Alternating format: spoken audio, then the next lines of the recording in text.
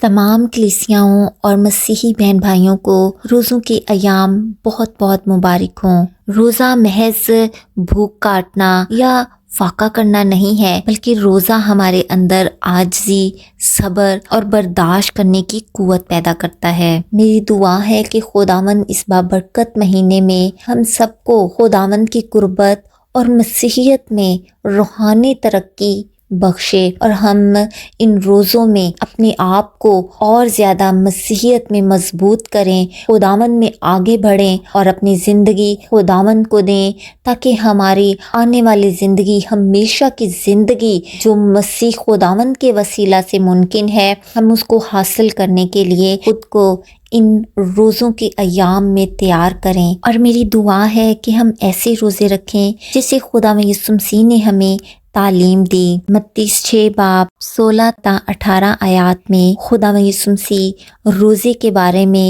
یوں تعلیم دیتے ہیں، اور جب تم روزہ رکھو تو ریاکاروں کی طرح اپنی صورت اداس نہ بناؤ، کیونکہ وہ اپنا منہ بگاڑتے ہیں تاکہ لوگ ان کو روزہ دار جانیں۔ میں تم سے سچ کہتا ہوں کہ وہ اپنا اجر پا چکے، بلکہ جب تو روزہ رکھے تو اپنے سر میں تیل ڈال اور منہ دھو، تاکہ آدمی نہیں بلکہ تیرا باپ جو پوشیدگی میں ہے تجھے روزہ دار جانے۔ اس صورت میں تیرا باپ جو پوشیدگی میں دیکھتا ہے تجھے بدلہ دے گا۔